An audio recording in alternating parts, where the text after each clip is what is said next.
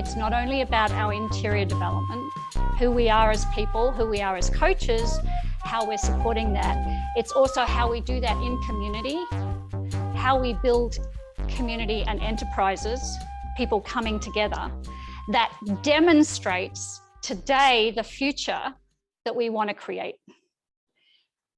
And then how we rewrite the systems and structures. Because if we don't, we're not going to get there. So let me introduce you to my work, which is Syntropic World, syntropic.world.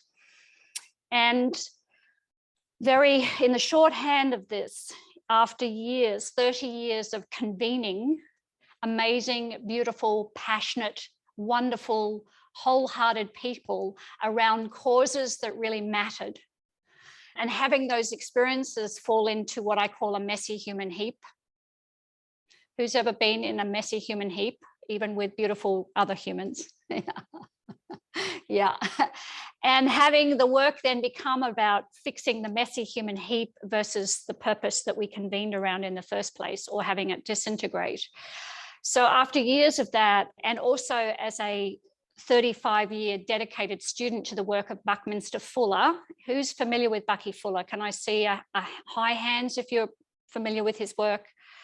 So for those of you amazing climate people, in 1927, when the infrastructure of vehicles was only just getting started, Bucky determined the all-in accounting cost of a barrel of oil.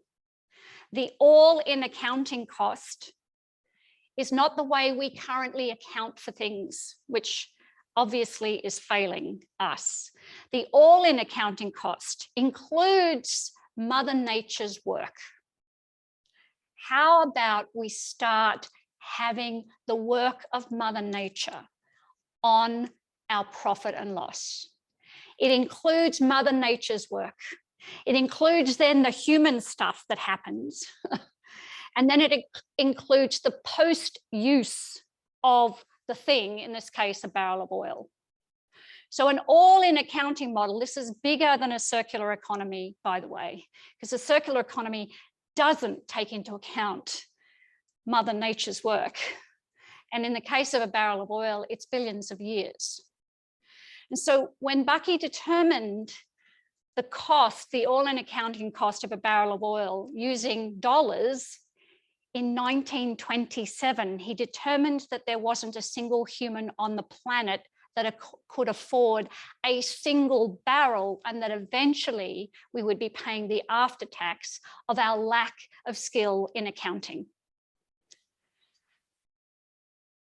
So I have been studying Bucky's work for, as I said, 35 years. What he was committed to doing was taking the laws of nature, the way nature works, oh my God, the way nature works that, you know, has us fall down on our ass with our jaws open in awe, if we allow it.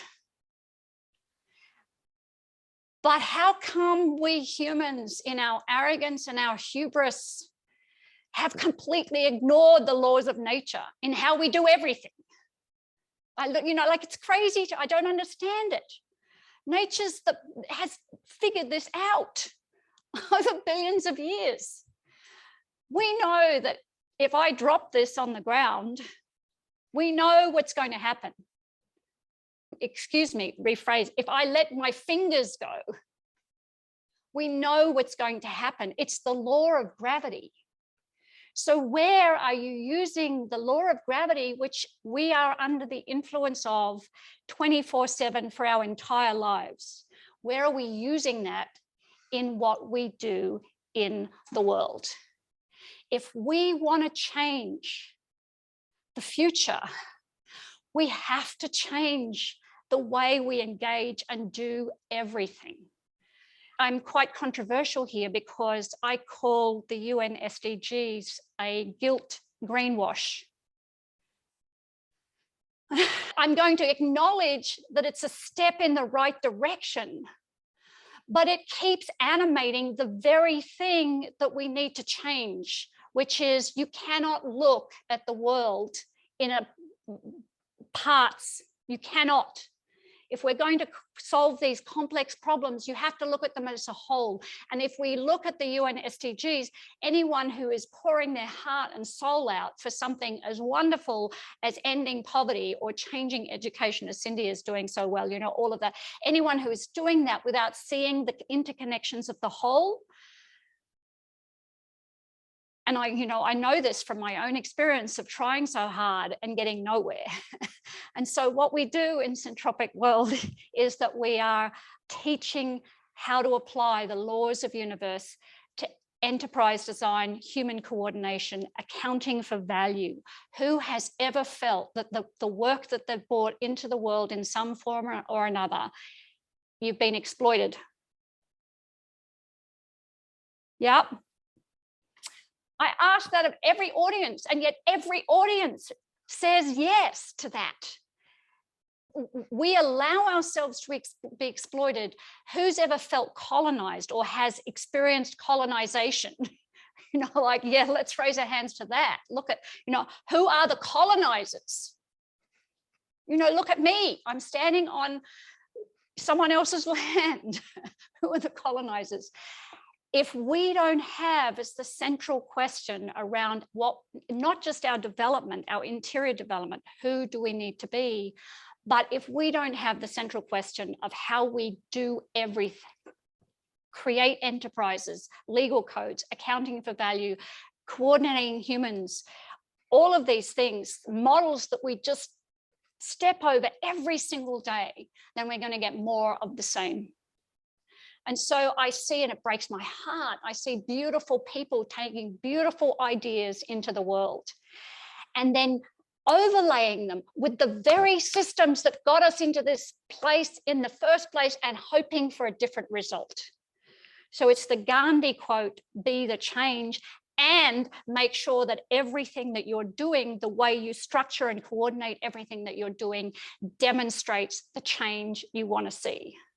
And that's what we're doing in Syntropic World. It's an amazing, amazing community. We don't have all the answers.